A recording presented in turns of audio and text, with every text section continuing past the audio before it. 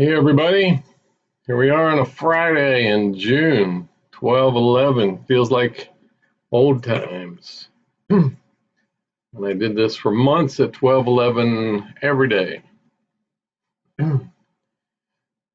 I see a few people coming on here. Again, Facebook has changed the format. I used to be able to see when people would come on. Now all I can see is a number and if you comment. So if you're on here, please be sure and say something, comment, say hi, so I know that you're with me. I see Wendy and Temple, my sister Jerry.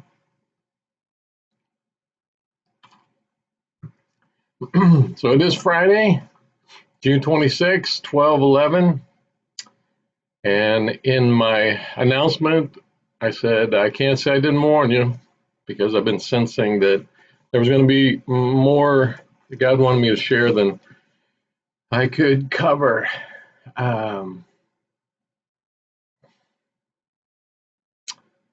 So if you have been on at the 10:02 times, Tuesday and Thursday, if you were on with the Bible study last night, you may have picked up that I was just struggling. I felt like mentally I was cloudy, spiritually.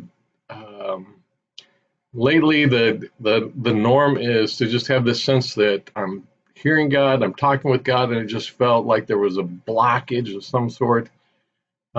Physically, I felt like I was having allergies, still have some of that, but it's making my ears ring, and so just all in all, it just felt like a weird week. I didn't know if I was going to be sick or what was going on. And then I was talking to Wendy in the office yesterday, and she said, "Yeah, I've been feeling like an oppression all week long." I talked with a couple other people, and they had sensed it as well. Um, and so I had been texting some of my pastor prayer partners that were Tuesday, Wednesday, Thursday, asking them to pray, not knowing what was going on. Um, and then going into the Bible study last night, I knew it was important information and truths that we needed to hear and understand from where God sits during these days. Wasn't really excited about it, but after it was over, I felt different. I felt like something had lifted. Went home and I felt pretty well. I slept good. I woke up this morning and it was completely different. And so yeah, and so as I'm talking, these are some lessons for us all, including me. And one is I talk a lot about leaning into God instead of listening to the culture, listening to the news, or getting caught up in feelings and thoughts. And it works. um, I, and so not only have I been saying that, but I've been practicing it. And so one of the takeaways is to shamelessly ask people to pray for you, even when you can't define what it is you need prayer for. Um, and it went on for several days. Some of my prayer partners were responding, saying, "How you doing? Are you doing any better?" And I had to say, "No, keep praying, keep praying." And then um, I was journaling this morning, which is what I tell you to do as you're trying to process and figure out what it is. And so I literally wrote in my journal. So here's my journal. And on the left side, I write observations. On the right side, I write my prayers and my interaction with God and the scriptures that I'm studying. And so this morning, what I wrote was,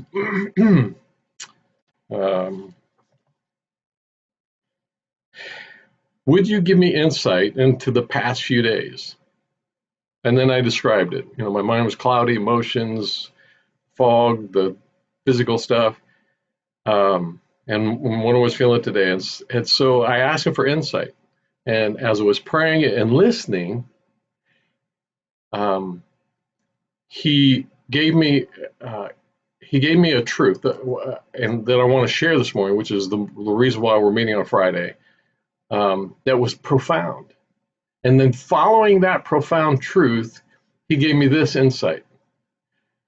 The pattern for me has been that kind of week, that kind of struggle, just before God reveals something of a profound nature. It happened with that understanding of the heavenly realm reality.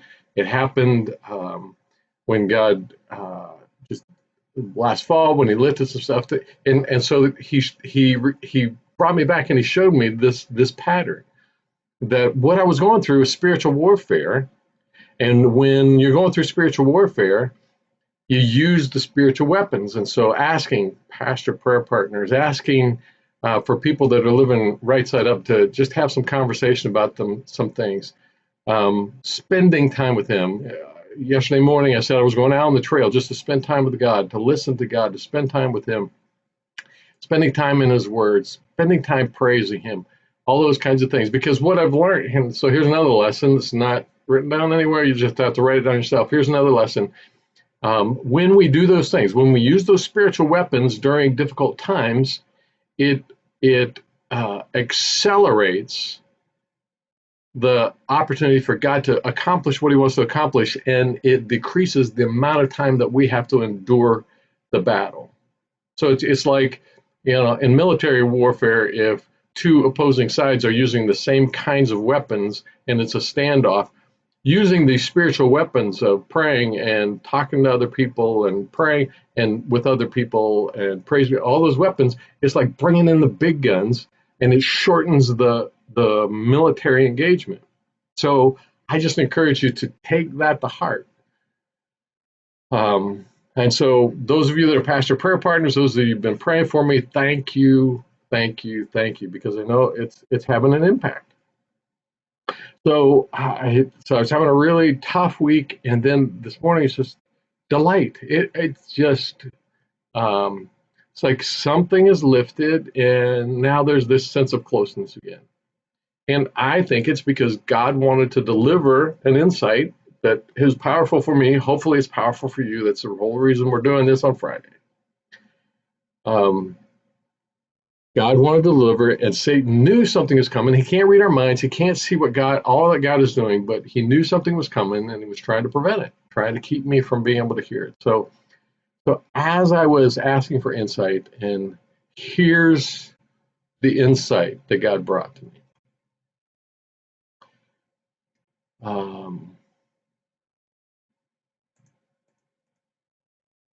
So let me get to the slide so you can see it. Write it down if you want to.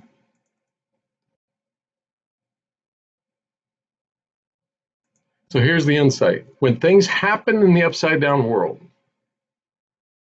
before you believe anything that's happening in this earthly realm, do two things. Okay? And this is about seeing from where God sits, being able to see from the heavenly realm reality, see as God sees from where God sits. Before you believe anything, before you respond in any way, do two things. Number one, look for the fear behind it, and how that fear is leading to an attempt to control. So look for the fear behind it. That second phrase, you can put that in parentheses, but look for the fear behind it. So we'll talk more about it. And then secondly, lay it alongside truth. So whenever you hear something, see something, are confronted with something, look for the fear behind it and lay it alongside truth. Capital T, Jesus, truth. He is the truth. So let's talk about each one of those individually. Oh, let's see. So where there's fear, did I say this? Okay, yeah, I'm sorry. So fear is Satan's primary weapon. Look for the fear behind it, because fear is Satan's primary weapon. And I've known all this stuff, but there's something about God revealing it today that caused it to be, for me to understand it way deeper. So fear is Satan's primary weapon. In fact, fear is really the core weapon that Satan is using anytime he uses anything else. So when you get sick, it's not the sickness, it's the fear that comes with the sickness. When you experience rejection by other people, it's not the rejection, it's the fear that he taps into. So fear is Satan's primary weapon. So when things are happening in the earthly realm reality and spiritual weapon, and there's spiritual warfare going on, then there's fear behind whatever's happening. Second bullet point is we need to have this confidence that Jesus defeated sin on the cross so that we could have forgiveness. He defeated death on the cross so that there is no more weapon of death. And he also defeated fear. So we don't have to be bound by any of those. And so wherever there is fear, there is spiritual warfare going on. Satan is trying to steal, kill, and destroy, and Jesus is trying to give abundant life. So wherever there is fear, there's spiritual warfare going on. And oftentimes the fear is being covered or camouflage from us so that we don't recognize that there's fear behind it. So look for the fear. So let's talk about it a little more in depth. So these are the three things that kind of brought it all together as I was hearing these things. The first one is the CDC announced that there are probably 10 times as many cases of COVID-19 than previously thought. So as of Thursday, I pulled this off of the news website. As of Thursday, the CDC had recorded 2.3 million coronavirus cases and more than 121 deaths. But according to the release by the CDC, the actual number of coronavirus cases could be above 20 million, 10 times as many. So they had estimated that 8.7 million people in the U.S. might have had the coronavirus just during March 8th to 28th, before it really kind of ramped up. So 10 million people. And I've read other places where they are tracking now that they believe that it was also in the United States in January, February. And I really believe it was here going through our congregation. A lot of people came through it before the quarantine and the pandemic was even recognized. So that was announced, and I've seen it, I've heard it different places, but what I kept expecting to hear that I didn't hear was what does that mean? And so my expectation is that as this leaks out from yesterday and gets into the news, that people will be going to say, oh no, that's terrible, all these people have had it. My response is, I told you so. I hate to say I told you so, but I've been saying this all the way back to the beginning. A lot more people have had it than they're reporting because it's a form of a flu virus, like many of the other flu viruses, and some people get it and some people don't, and some people are exposed to it and they get a mild case, they don't even have symptoms. And so there's a lot of people who've already been exposed to it, they have the antibodies in their system, and so the cases are wrong. So I expected fear, but here's what I didn't hear that I'm waiting on people to say is, if that's true, then the mortality rate of people who have gotten the coronavirus is 10 times less than they're advertising. And I tried to find the information, I didn't want to spend a whole lot of time on it, but from what I could tell, it seemed like they were saying 5% of the people who get it die. I don't know if that's right. Those of you that have been watching it, maybe you can comment. But if that's so, let's just take that number, 5%. So if 10 times as many people have had it, then instead of being 5%, it would be 0.5%, which then puts it into the range of a seasonal flu virus.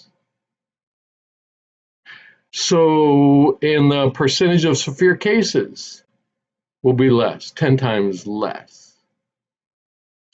And the herd immunity of the population is 10 times higher than they thought. And the prevention efforts have not been as effective as they thought they were. Now, I'm not a scientist. I am not a researcher. I'm not a mathematician. I don't know, but that's my impression. And I ran it by Wendy, who is a computer science major. She said, "Yeah, I think your thinking is correct." All of that then reinforces this: look for the fear behind it. If all of that's true, then what we have is not a sickness problem, and what we have is not an anomaly, not something out of the ordinary seasonal flu. What we have is some kind of fear driving it, and out of that, and fear is rooted in control. Somebody is using this for something. So look for the fear behind it. I was also listening to a podcast, and I heard this phrase, cancel culture. A cancel culture. There was the world and everything in it, a great Christian podcast. I encourage you. It was their daily podcast, and it was either yesterday or today they were talking about this. A cancel culture refers to the popular practice of withdrawing support or canceling public figures and companies after they've done or said something that is considered objectionable or offensive. And it generally happens on social media in the form of group shaming. And I've been bemoaning this practice for a long time. In fact, a number of years ago, Wendy Bell made a comment. She was I forget what Pittsburgh TV station she was on. She made a comment that was basically true, but there was a portion of our culture that got her fired for saying what was true. And so story after story after story of this, and it ramps up in times of fear that wants to control. On the American Policy Roundtable podcast from Tuesday morning, they told about a church in Birmingham, Alabama, who have been renting several different school campuses. So it's a large congregation with multiple satellite campuses. They've been renting from the public school system to the tune of about $250,000 a year to use their facilities, public facilities, on Sunday morning. And so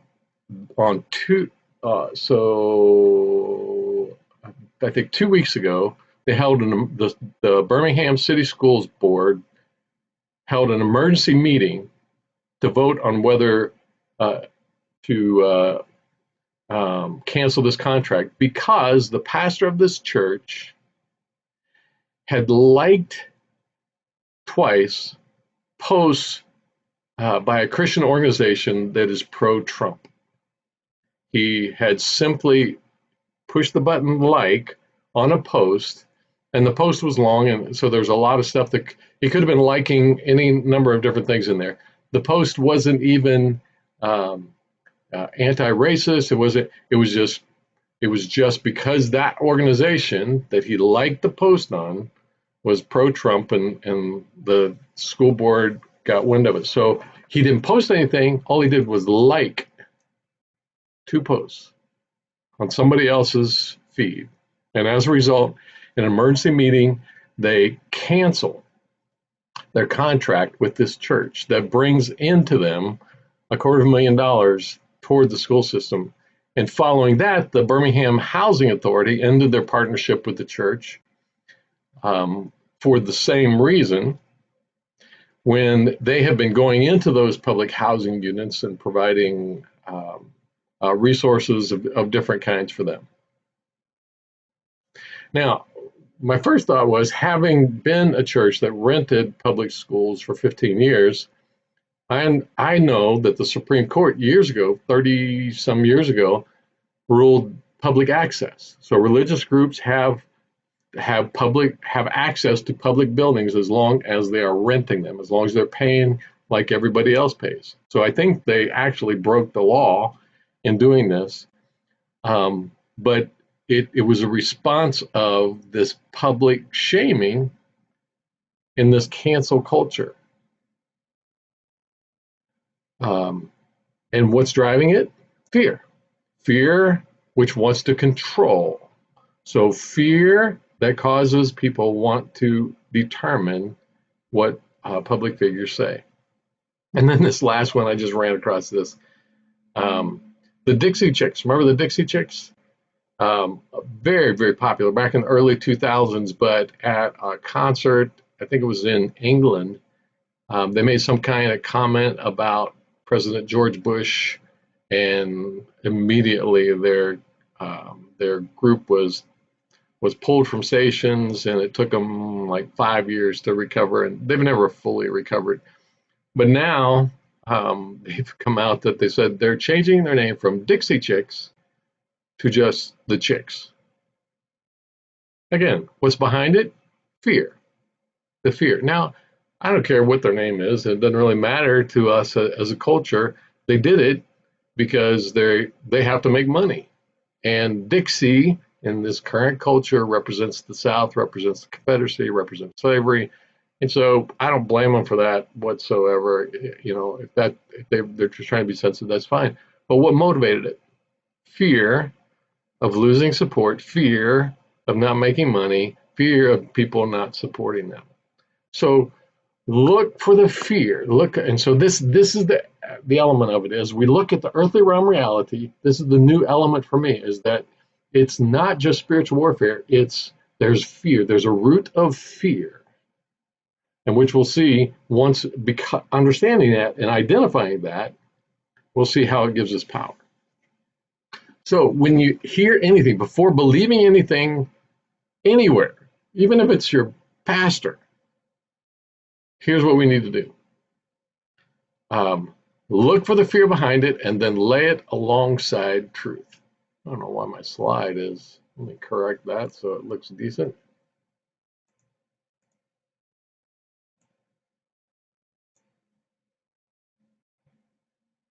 All right, so look for the fear behind it and then lay whatever it is alongside truth. Capital T, Jesus. Lay it alongside truth. 2 Corinthians chapter 2, verse 11 says, so that we would not be outwitted by Satan, for we are not ignorant of his designs. So we need to look for what's behind it, the fear that's behind it, because fear makes us do crazy things, lose our mind. We've talked about that. And then lay it alongside the truth before believing anything. And that way we evaluate it. So with the CDC announcement, what we identify the fear. What is the fear that Satan is using? Fear that we're going to die, fear that we're going to get sick, fear that this virus is way worse than it really is, so that somewhere, somehow, control can be issued. But when we lay it alongside the truth, when we get to the truth, we see the virus isn't near what we thought it was. We don't need to respond to it. We don't need to react to it. We don't need to do that. And which is what I've been saying all along. In this cancel culture, the fear is if I say anything, if I do anything, if I speak for truth in any way, shape, or form, if I stand for Christ, then I'm going to experience this kind of retribution. Now, years ago, if I had been the pastor and we had been using a school and I got this news, fear would have gripped me. You know, what are we going to do? This is terrible. This is awful. But now I would say, okay, there's fear behind it. But as I lay the truth of Jesus Christ, as I put it beside Jesus, Jesus is bigger. And so even if I can't get back in those schools to meet there, Jesus is bigger. He will win. And with the Dixie Chicks, who cares? If you like their music, listen to them. It's really not an issue. It's just an example of people giving into fear. But by identifying the fear behind whatever it is, we get an understanding of what Satan is trying to do, that he is by how he's trying to battle us. And so before we believe anything,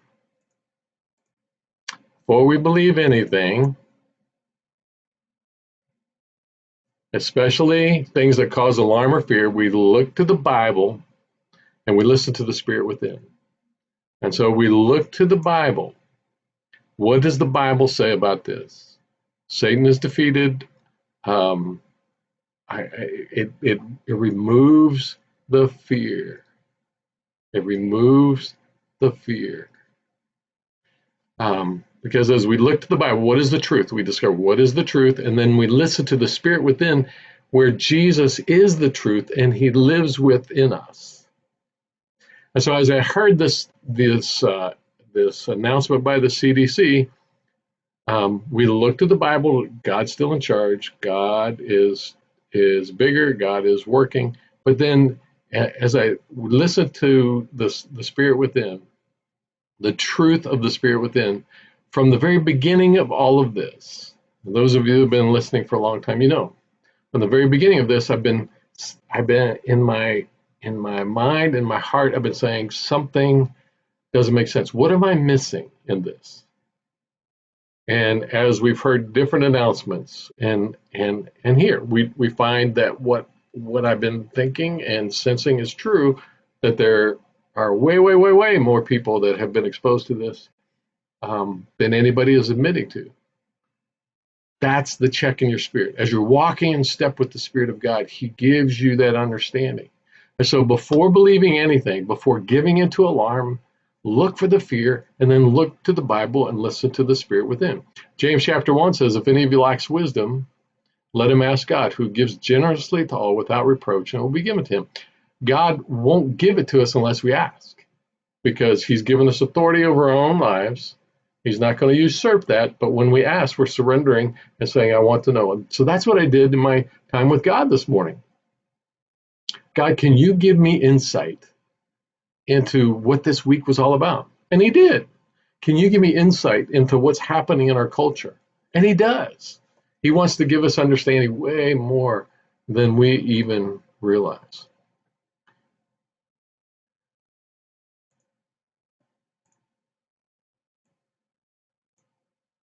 Hang on a second. All right. So as we do this, we ask God, where's the fear? Where's it coming from? When God identifies the fear that Satan is trying to use, and then he names it for us. And by naming it, when we identify it, it gives us power over it, and then we put it in God's hands. God, I'm afraid of getting sick. And so as I was talking to Wendy yesterday, and I was feeling sick, I'm thinking, I'm just praying, God, if I'm going to get, if I haven't had it and I'm going to get COVID-19, then let me get it and get it over with, or you take me home. And so by naming that is a knee-jerk fear and surrendering to him, it takes the power of it. It takes the power out of Satan's hands because it removes the fear. And out of that, then God gives us power over the fear and replaces it with truth and confidence. That's why he can say 365 times in the Bible, don't be afraid. Do not be afraid. Do not be afraid. Do not be afraid. Because it's so important, because that's Satan's primary weapon. And when he no longer has it, we have the upper hand.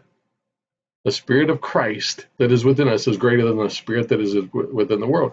And so if you go back to that military illustration, you got two sides with equal weapons, and they're fighting over it. They're fighting over it. And then you take some of those weapons away. You take fear away, and Satan is standing there with just a few rifles and a couple of knives, and we've got these big artillery. It gives us power, because Satan can't have any power that we don't allow him to have. Greater is he that is in us than he that is in the world. So I hope that's helpful for you, because and I hope the level of the profundity, the depth of how it will change us is when we begin to look at everything. And so if you get sick, what is the fear behind it? If you get noise from your company that they're laying off people, what is the fear behind it? And then we look to the Bible for truth, and we look to God for truth to see what he says about it. When you lose a loved one and you're grieving, and it just feels like things are spinning out of control. What is the fear behind it? What is the fear behind it? So as we identify that and we give it to God, friends, we have got all kinds of strength and power and confidence. Lord, I pray that you would help us to grab onto this. Lord, I pray for each person that sees this now or in replay, that God, by your Spirit, you would give them the same depth of understanding and amazement and ability to grab onto this and go forward with this overwhelming boldness and courage and confidence and the weapons that you give to us. God, that we can be the people of God, and fear will have no hold upon us. Thank you, Lord, that not only have you told us 365 times not to fear, but you have given us the ability to lean into you so deeply, so strongly that fear has no power. Lord, we love you. Keep doing what you're doing. In the name of Jesus, we pray. Amen. Well, thanks for joining me. As I said, you never know when I want to show up. I just feel like God is saying some things, and I already got stuff to share with you tomorrow. If this is helpful for you, please pass it on. I think especially this, when I come on and I'm not scheduled to, it's because I sense God is saying some things, and those seem to be the times when it really resonates with people the most. So this might be one that you really want to pass on to other people. So thanks for joining me. I just appreciate being on this journey together. So I guess that's about all I got. Hopefully we'll see you tomorrow. 10:02 is the scheduled time. And until then, let's go boldly, boldly, boldly be the people of God, his church. Love you.